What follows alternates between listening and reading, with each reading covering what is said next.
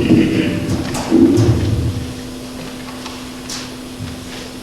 morning. Good morning. Welcome to First Sunday in Lent. Got quite a few announcements just to make sure we touch on all of them. And some are some pretty serious stuff, so I'm going to try to start a little lighthearted. Jolie and I were at Zion this morning. Did you notice I made the entire service without having my little collar, my little white piece? I misplaced it. Kate Cameron brought it just now. So I made it without having my white piece. So don't tell people it's Zion, they'll feel gypped out. Looking at bulletin announcements, few to add and make a little adjustment. Of course, we acknowledge with sympathies as a broader community to the Prestigard family. Cody's passing, and you can see the details are listed there of the plans over the next couple days. Nothing to correct there on the plans. 2 messages down about the pancake breakfast. There's a little correction there. The postponement was because Cody was so active in the FFA that they weren't ready. Family, kids, workers, etc. Probably Lions weren't ready either, but it's now been not just postponed, but rescheduled for next Sunday, the 25th. All the other times and, of course, place and all that is the same, but it is rescheduled for the 25th, and it's happening.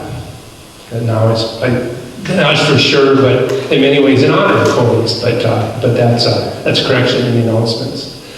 Fundraising going hard and heavy for the National Youth Gathering. There's 2 bulletin announcements about that. The 50 to 1 poster board now is in back.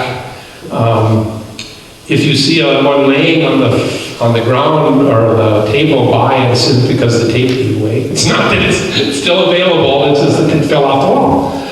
But it's still there, and I do have with me a butter parade order form.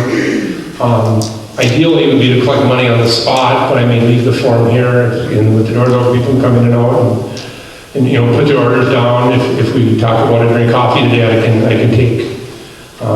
Ideally, it'd be best to have paid ahead of time, but that's there, and that's everything on there is accurate. Those are the announcements. Oh, one more that did not get listed. Wild Rights Council is here on Tuesday. Did we say 5:15? Or what did we say? I believe we did, yeah. I think it was 5:15. Yeah. And then the Parish Council is coming to join us at 7. For those that it helps me to have 2 meetings in one night, but all those folks have been notified, but of course both meetings are open, so we have to make any announcements too. Those are the announcements I have. Are there any others? WellCuz meeting Thursday night here at 5:30. Okay. All right. Any other announcements? If not, we begin with our confession and forgiveness. I will move to the font and invite you to stand.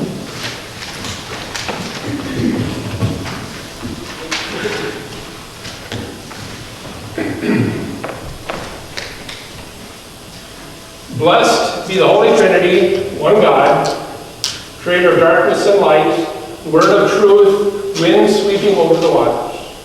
Amen. Let us confess our sin in the presence of God and of one another.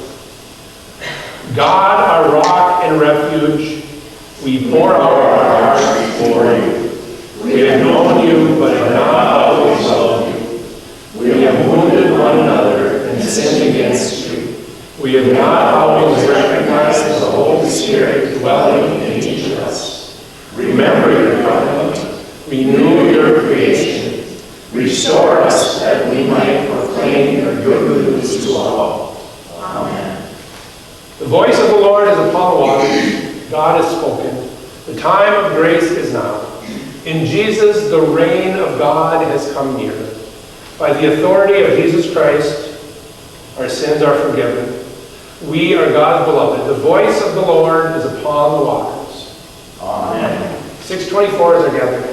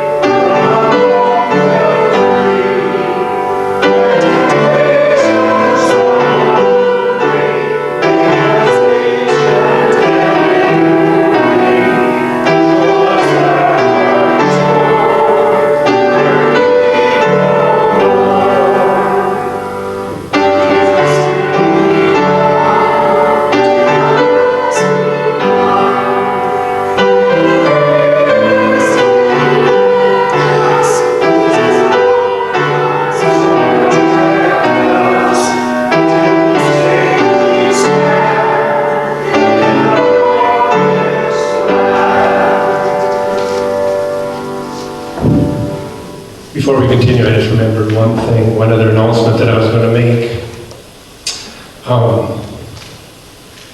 Thinking about Cody and his family, and at the same time this morning, first service, we sang happy birthday to Evis Gust, and so kind of the gamut of thinking about our young people.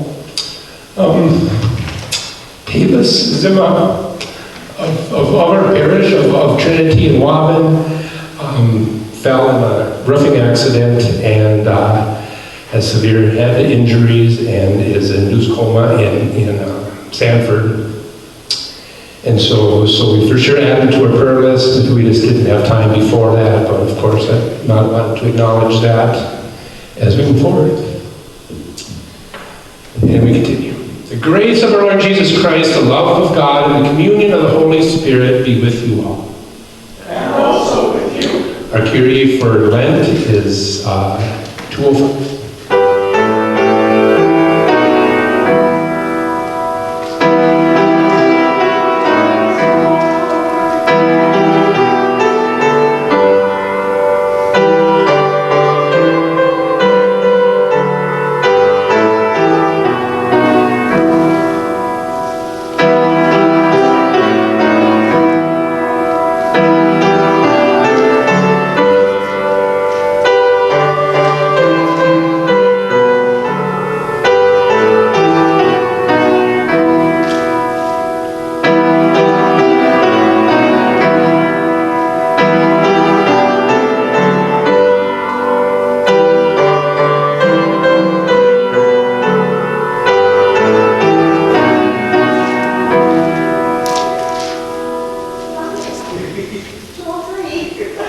Yeah, I was the wrong number in the bulletin, sorry.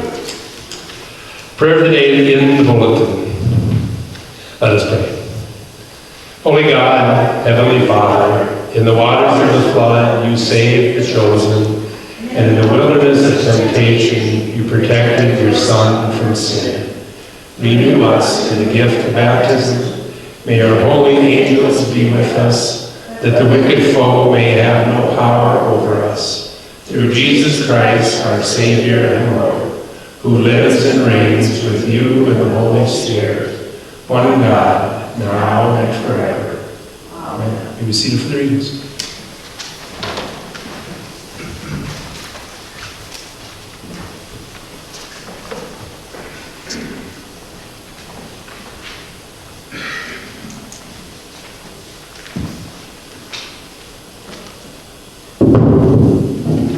The first reading today is from Genesis chapter 9, verses 8 to 17.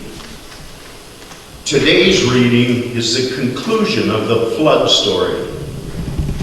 Because of human sin, God destroys the earth by flood, saving only Noah, his family, and the animals on the ark. Yet divine destruction gives way to divine commitment. As in the first creation, God blesses humanity and establishes a covenant with all creatures. A reading from Genesis. God said to Noah and to his sons with him, "As for me, I am establishing my covenant with you and your descendants after you, and with every living creature that is with you, the birds, the domestic animals, and every animal of the earth with you, as many as come out of the ark. I will establish my covenant with you, that never again shall all flesh be cut off by the waters of a flood, and never again shall there be a flood to destroy the earth." God said, "This is the sign of the covenant that I make between me and you and every living creature that is with you for all future generations. I have set my bow in the clouds, and it shall be a sign of the covenant between me and the earth. When I bring clouds over the earth and the bow is seen in the clouds, I will remember my covenant.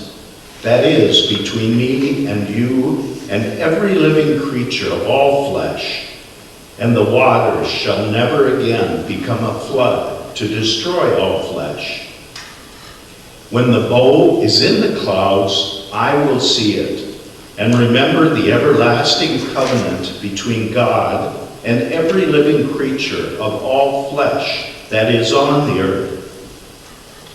God said to Noah, "This is a sign of the covenant that I have established between me and all flesh that is on the earth." The word of the Lord. Thanks be to God. The psalm this morning is Psalm chapter 25, verses 1 through 10. We'll read it responsively by verse. Verse 1. To you, O Lord, I lift up my soul. My God, I put my trust in you. Let me not be put to shame, nor let my enemies triumph over me. Let none who look to you be put to shame.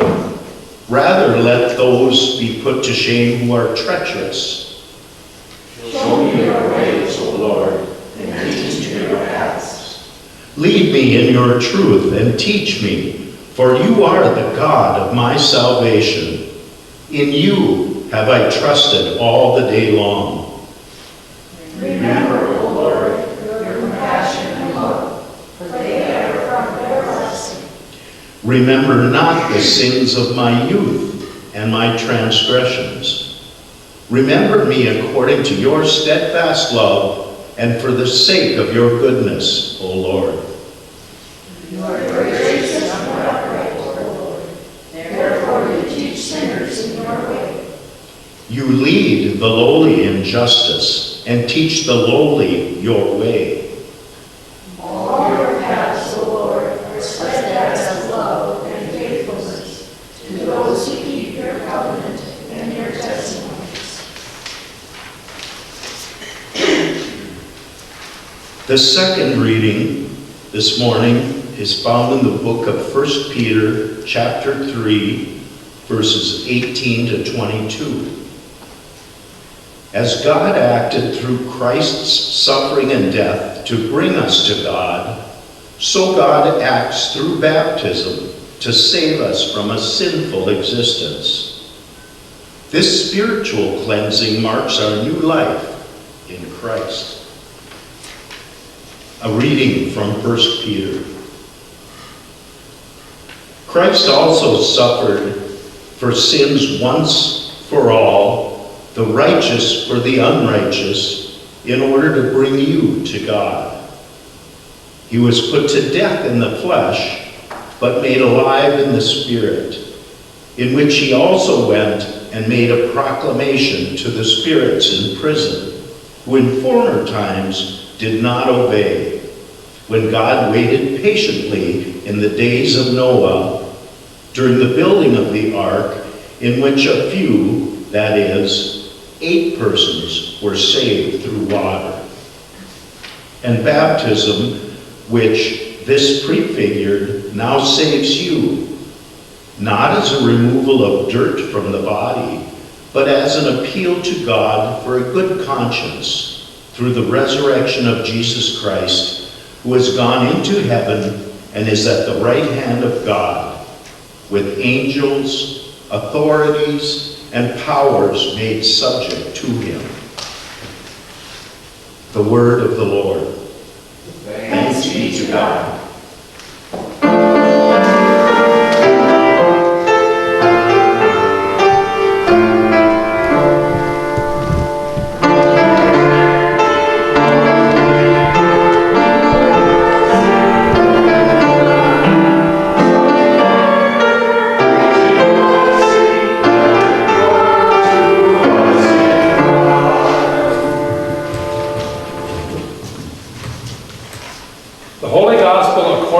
Mark chapter 1.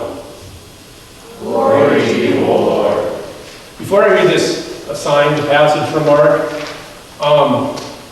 I want you to remember back to notice that much of this we already read sometime in the last month. I'll try to hint those parts to you by adding just a couple of extra words.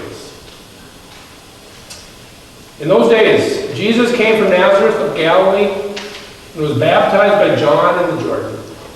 And just as he was coming up out of the waters, he saw the heavens torn apart and the Spirit descending like a dove on him. And a voice came from heaven, "You are my Son, the Beloved.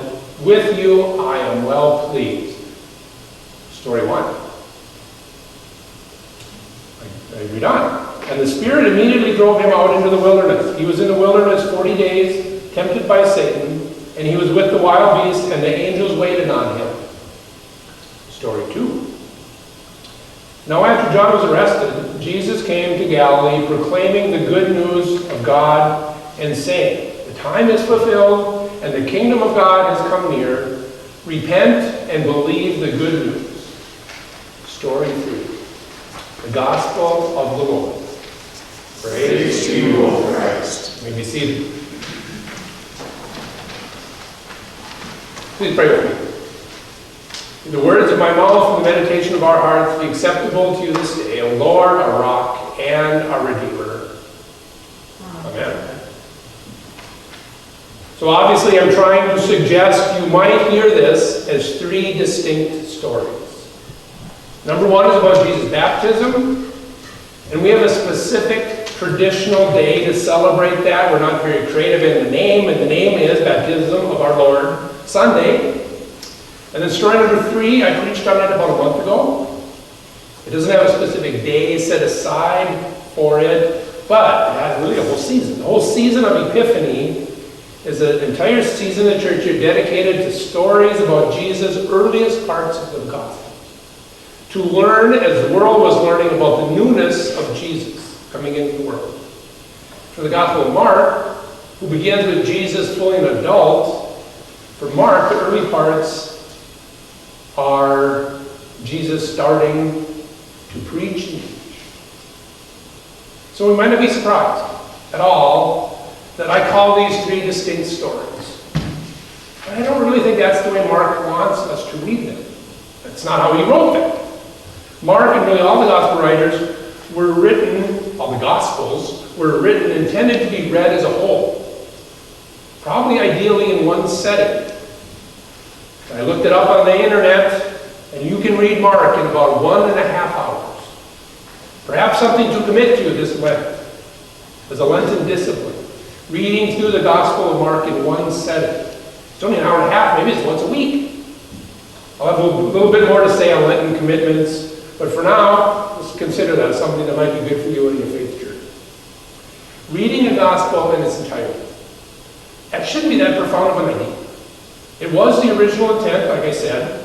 So with that in mind, let's think at least for this morning that these aren't 3 stories from Mark intended, but 1 story, as Mark intended. We are reading these verses this week, I think, because of 2 reasons. 1, a tradition, and 2, a practical necessity. The tradition is, the first week of Lent is always Jesus' temptation in the wilderness. Regardless of what year we're in. The temptation stories in Matthew and Luke, the other 2 years, or the sources for those other 2 years, are longer. Both have more details. They're almost identical to each other, but both have more details about Satan and Jesus, kind of in a little tit-for-tat kind of thing. And it shows Jesus' faithfulness to God and his faithfulness to his mission on earth. And guess what? As I've been saying for the last 2 months, Mark is much shorter. The middle 2 verses of what I just read to you, what I call story number 2, that's the only part that's about the temptation. So I think the practical necessity was to have a gospel that's longer than just 2 verses. Those that decide what we read on Sunday morning decided, like Mark did, to not split them up, but to put the stories together. Instead of breaking them up into easily digestible Sunday morning sections, but these 3 events connect, as Mark wants them to, as one. So Mark, we will honor your intentions this morning. So here we go. So to find that connecting point between the three events, the three stories, I want to start with a line that came at the end. In Jesus' first teaching, the line is, Jesus said, "The kingdom of God has come near." Yes, the kingdom of God has come near in the first part, the baptism. In Jesus choosing to be baptized by his cousin John, in the heavens being torn apart, of course God's present in that, in the Spirit descending like a dove, and as we understand the Trinity, of course God's present anytime the Holy Spirit's present, so of course he's there then, and then in this voice from heaven, and the words, "You are my son." Of course God's present in that son language, and in the booming, miraculous voice that we're told. But here's what we miss. If we don't read the stories together as one, like I said, kingdom of God coming near. It's the very same, here's what we miss. It's the very same Spirit who just descended on him in this wonderfully beautiful baptism moment. It's the same Spirit that immediately throws him out in the wilderness to be tempted. It's the same Spirit. I think it seems to imply that this was needed. This temptation was needed as part of God's plan for, or God's plan through Jesus. And Mark's most favorite word immediately is there, followed by drove him. I think that suggests an urgency of what's going on, an aggressiveness, that this is a cosmic battle going on. Because the kingdom of God is near, because Satan is near. So what do I mean by cosmic battle? Well, in the other two we read a lot, Matthew and Luke, this scene of temptation, like I said, is to show us that Jesus is faithful to God. That's not what Mark is about. Mark is talking about a battle between God and Satan, or Jesus and Satan. And to take that comparison further, if you read Matthew and Mark, and I invite you to read, or Matthew and Luke, I invite you to read those two as Lenten disciplines, you might get the interpretation, might come to you as this is a confrontation between religious systems. Remember, Jesus broke rules by healing on the Sabbath, and the rule makers got on him and all that. It's almost like it's a political argument, or a governmental system. It talks about rulers and all of that. That's not Mark. In Mark, or with Mark, Jesus and God, through Jesus, are in a cosmic battle with the forces of evil. Or if that's named Satan, or if that's named demons, however it's described. It's a battle. Some other details people would recognize, and the people that this was written for would recognize, that this symbolism of being out in the desert, that happened all over in the Old Testament. In Exodus, 1 Samuel, it's a place of both tremendous testing and being delivered by the divine. And then there's 40 days, likely symbolic for the 40 years that the Israelites spent in the wilderness. It for sure is the reason why Lent is 40 days long, because of these 40 days of temptation. But some other connections across these stories. And then the last part connects, because this seems to be the point in time where Jesus' ministry begins. And the connecting with these things is like these things have to happen first. And they have to happen part of God's plan. Jesus' baptism, Jesus' temptation, maybe even John's death. Mark tells us about John's arrest. No, I didn't say his death, I gave it away. Jesus' arrest. He tells us about John's arrest for some reason. I think I said Jesus' arrest. I meant John. John's arrest is what Mark's talking about. He tells us about it for some reason. Maybe it's to saying, finally, this story is no longer about John at all. It's time to talk about Jesus. But Mark does it way quicker than I just did. He does very few urgent, focused words. Maybe that's why this is always in the first week of Lent. The traditional talk about Lent is at the focus time.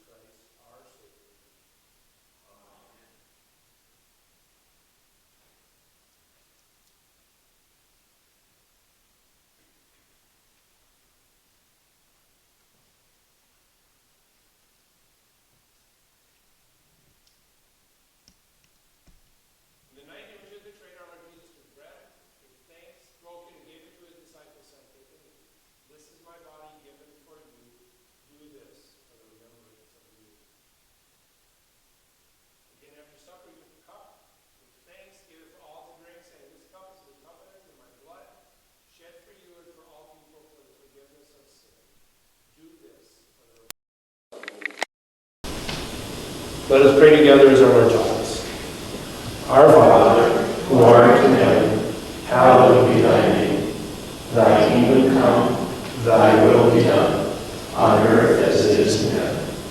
Give us this day our daily bread, and forgive us our trespasses, as we forgive those who trespass against us. And lead us not into temptation, but deliver us from evil. For thine is the kingdom, and the power, and the glory, forever and ever. Amen. Come, for all is now ready. You'll be seated while we give the prayer.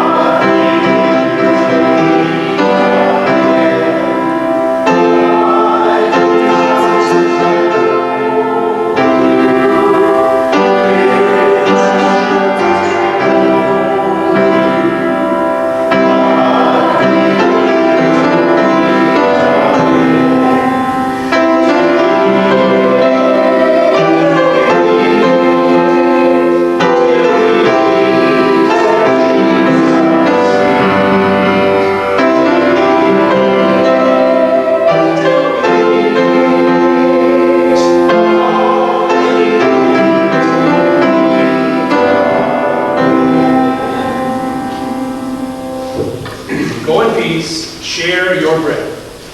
Thanks be to God.